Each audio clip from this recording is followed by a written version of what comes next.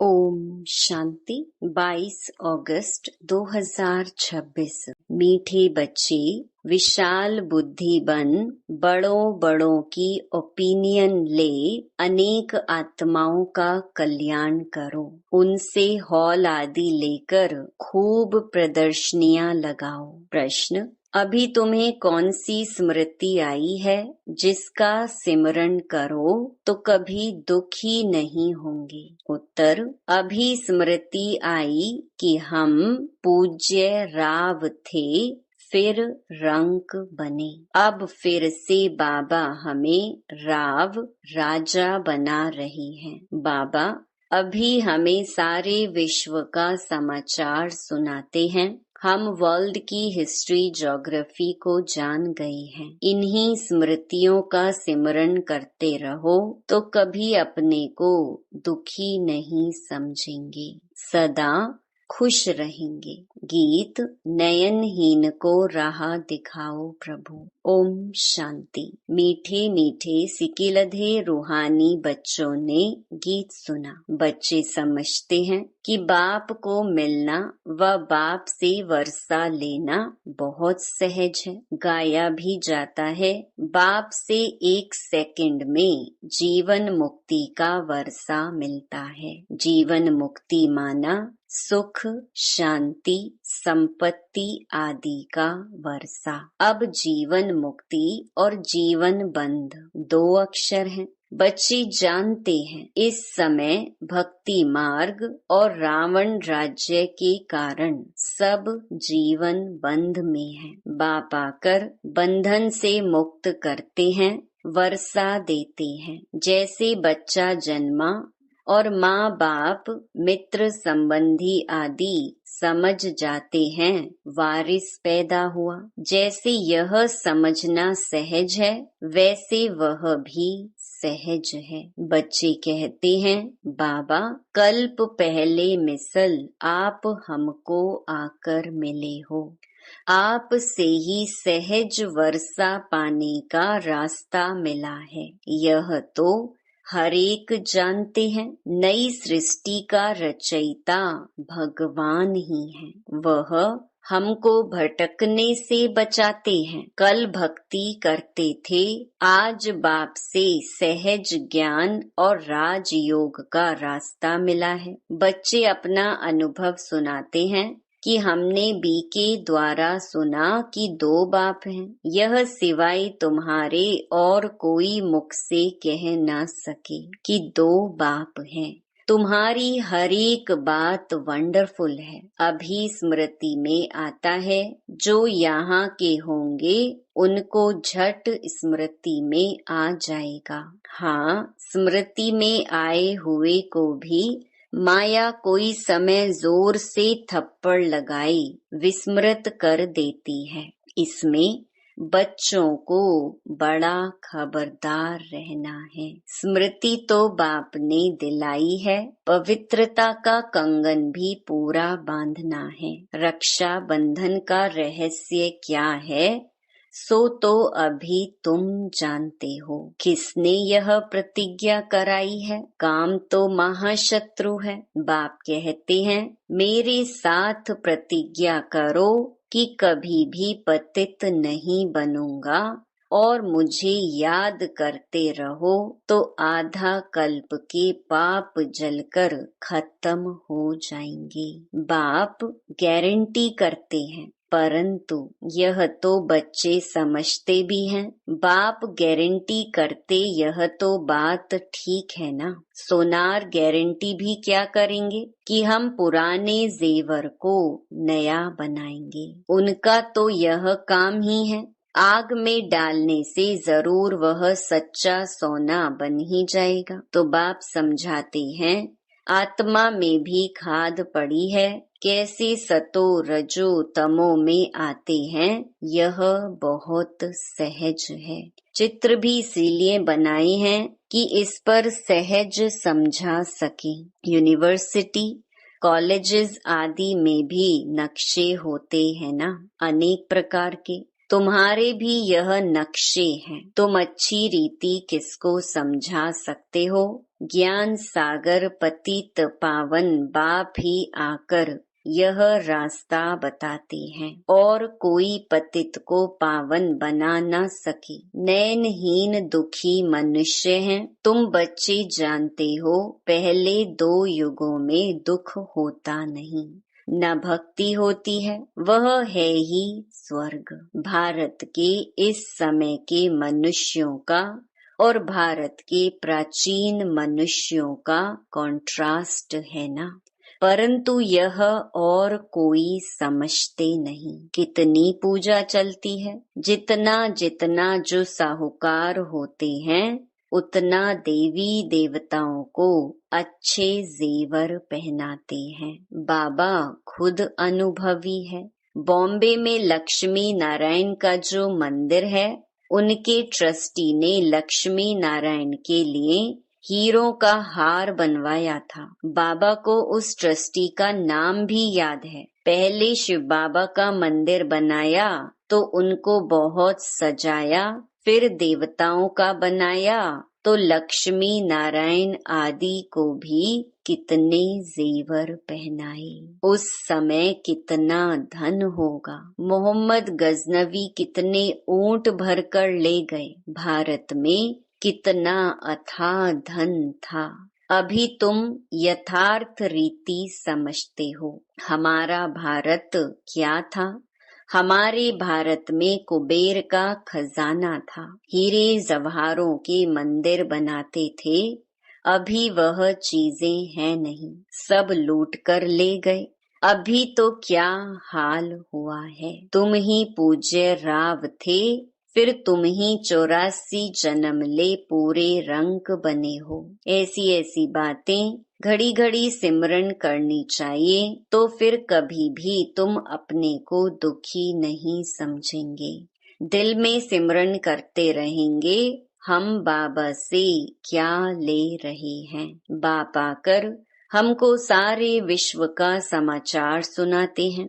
यह वर्ल्ड की history geography कोई भी जानते नहीं। तुम जानते हो, पहले एक धर्म, एक राज्य, एक ही मत, एक भाषा थी।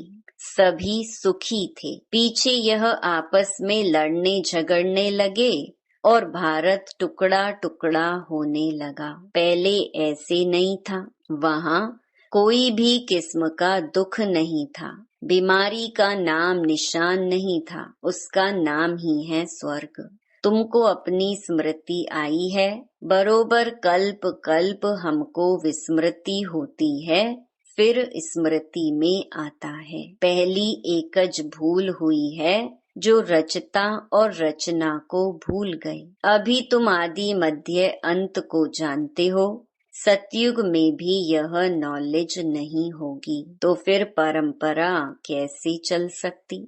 उस समय मुख्य तो राजे लोग ही होते हैं, ऋषि मुनि थोड़े ही होते हैं। वे द्वापर से आते हैं। ऋषि मुनि आदि को खान पान भी राजाओं से ही मिलता है। राजाएं संभाल करते हैं, क्योंकि फिर भी संन्यास करते हैं ना। प्राचीन भारत का प्राचीन राजयोग गाया जाता है।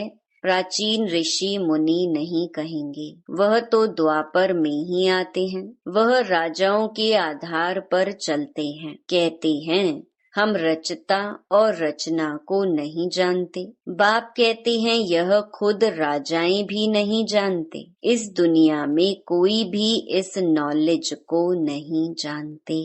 अभी तुम बच्चे समझदार बने हो। लक्ष्मी नारायण के मंदिर जो बनाते हैं उनको तुम लिख सकते हो। इतने लाखों रुपये खर्च कर मंदिर बनाया है, परंतु उनकी जीवन कहानी का आपको पता है। इन्होंने राज्य कैसे पाया, फिर कहाँ चले गए, अभी कहाँ हैं, हम आपको सब राज बता सकते हैं।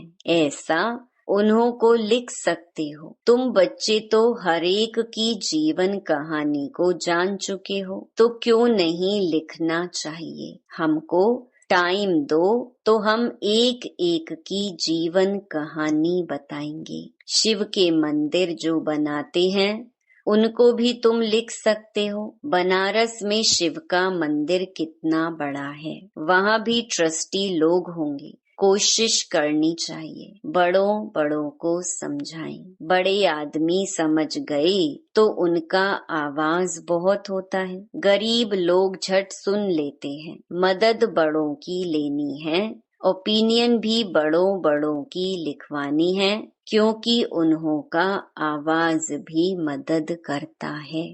वास्तव में वह इतना आवाज करते नहीं हैं जितना होना चाहिए। तुम प्रेसिडेंट को भी समझाते हो, अच्छा अच्छा भी कहते हैं। चीफ मिनिस्टर, गवर्नर आदि ओपनिंग करते हैं, लिखते हैं यह बीके तो बहुत अच्छा सहज रास्ता ईश्वर से मिलने का बताते हैं, परंतु ईश्वर क्या चीज है यह कुछ भी नहीं समझते। सिर्फ उस समय कहते हैं रास्ता बड़ा अच्छा है, शांति मिलने का मार्ग अच्छा है, परंतु खुद नहीं समझते हैं। बाबा बड़ों बड़ों को समझाने के लिए भी कहते हैं। बड़े बड़े मनुष्यों से बड़े बड़े जो नामी ग्रामी हॉल हैं वह ले लो, बोलो हम सब मनुष्यों के कल्याण लिए यह प्रदर्शनी हमेशा के लिए रखना चाहते हैं। सिर्फ एडवर्टाइज करनी है। ऐसे 50 या 100 हॉल लेने चाहिए। भारत तो बहुत बड़ा है ना, एक एक शहर में 10-12 हॉल लो। अखबार में पड़ जाए इतने हॉलों में प्रदर्शनी हो रही है। जिनको समझना है वह आकर समझे तो कितनों का कल्याण हो जाएगा। बच्चों को बड़ा विशाल बुद्धि बनना चाहिए। सर्विस बच्चों को करनी चाहिए ना। बाप सब बच्चों को कहते हैं प्रदर्शनियां बहुत जोर शोर से करो। बाबा तैयारी करा रहे हैं, बच्चों को कोशिश करनी चाहिए। यह सब समझने की बातें हैं। भगवान आते हैं, प्रजापिता ब्रह्मा द्वारा रचना रचते हैं प्रजा की, तो जरूर कितने ब्राह्मण रचे होंगे। अब फिर रच रहे हैं। कितने ब्राह्मण ब्राह्मणियां हैं। बाबा यह ब्राह्मण धर्म रचते हैं संगम पर। तुम प्रैक्टिकल में देख रहे हो और समझ रहे हो। यह बातें कोई शास्त्रों में नहीं है। तुम बच्चे समझते हो बाबा आते ही तब हैं जब पतित दुनिया को पावन बनाना होता है। यह भी जानते हैं परमात्मा प्रजापिता ब्रह्मा द्वारा ही रचना रचते हैं, परंतु कब रचते हैं यह नहीं समझते। वह समझते हैं कोई नई रचना रचते होंगे। ब्रह्मा को तो सूक्ष्म वतन में समझते हैं। अभी तुम समझते हो प्रजापिता ब्रह्मा तो यहाँ है। तुम सूक्ष्म वतन में जाते हो, पवित्र बन फिर फरिश्ते बन जाते हो। साक्षात्कार करते हैं, बच्चे आकर सुनाते हैं, वहाँ मूवी चलती है। वह है ही मूवी वर्ल्ड। तुमने मूवी बाइस्कोप भी देखा था। अब प्रैक्टिकल सब बातों को तुम जान चुके हो। मूल वतन है साइलेंस वर्ल्ड, वहाँ आत्माएं रहती हैं। सूक्ष्म वतन में सूक्ष्म शरीर भी है, तो जरूर कुछ भाषा भी होगी। तुम बच्चों की बुद्धि में है। हम आत्माओं का स्थान शांति धाम है। फिर है सूक्ष्म वतन, वहाँ ब्रह्मा विष्णु शंकर रहते हैं, और यह है कलयुग और सतयुग का संगम। यहाँ बाप आते हैं। यहाँ से तुम ब्राह्मण जाते हो। पियर घर और ससुर घर है ना, यहाँ दोनों तुम्हारे पियर हैं। बाप दादा दोनों मेहनत करते हैं बच्चों को गुलगुल फूल बनाने। मुसलमान भी कहते हैं गार्डन ऑफ अल्लाह। कराची में एक पठान था, वह सामने खड़ा होता था, देखते देखते गिर पड़ता था। पूछा जाता था तो कहता था हम खुदा के बगीचे में गया, खुदा ने फूल दिया। अब उनको ज्ञान तो था नहीं, अभी तुम समझते हो बगीचा किसको कहा जाता है। यह है कांटों का जंगल और वह है फूलों का बगीचा। तुम्हारी बुद्धि में सारा राज है। सतयुग क्या है, कलयुग क्या है, तुमको बहुत खुशी होनी चाहिए। सारा चक्कर तुम्हारी बुद्धि में है। विस्तार तो इनका बहुत है। तुम्हारी बुद्धि में कितना शॉर्ट में बैठा हुआ है। तुम बच्चों ने रचता बाप द्वारा रचता और रचना को जाना है। ब्रह्मा को रचता नहीं कहेंगे। रचता एक है, बलिहारी भी एक की है। पहले पहले रचना ब्रह्मा की है, फिर कहेंगे श्री कृष्ण की। ब्रह्मा तो है, ब्राह्मण भी जरूर चाहिए। पांडवों को ब्राह्मण नहीं समझेंगे। ब्रह्मा द्वारा ब्राह्मण चाहिए। यह है रूहानी यज्ञ। इसको स्पिरिचुअल नॉलेज कहा जाता है। रूह को वही बाप ज्ञान देंगे। तुम जानते हो हमको मनुष्य नहीं पढ़ाते हैं, सभी आत्माओं को बाप पढ़ाते हैं। कहते भी हैं ब्रह्मा द्वारा स्थापना। श्री कृष्ण के लिए थोड़े ही कहेंगे, वह तो हो भी ना सके। ब्रह्मा द्वारा स्थापना कौन कराते हैं? क्या श्री कृष्ण? नहीं, परम पिता परमात्मा विष्णु द्वारा पालना। ब्रह्मा और विष्णु का कितना पार्ट है। ब्रह्मा मुख वंशावली ही फिर जाकर विष्णुपुरी के देवता बनते हैं। ब्रह्मा सो विष्णु, विष्णु सो ब्रह्मा। यह भी बच्चों को समझाया है। ब्रह्मा सो विष्णु बनने में 1 सेकंड, विष्णु सो ब्रह्मा बनने में 84 जन्म। कितनी वंडरफुल बातें हैं, कोई भी समझ न सके। यह है बेहद की बातें। बेहद के बाप से बेहद की पढ़ाई पढ़ बेहद का राज्य लेना है। सृष्टि चक्कर को जानना है। आत्मा ही जानती है शरीर द्वारा। ऐसे नहीं कि शरीर नॉलेज लेता है आत्मा द्वारा। नहीं, आत्मा नॉलेज लेती है। तुमको कितनी खुशी है। यह आंतरिक गुप्त खुशी होनी चाहिए। पढ़ाई के संस्कार आत्मा में हैं।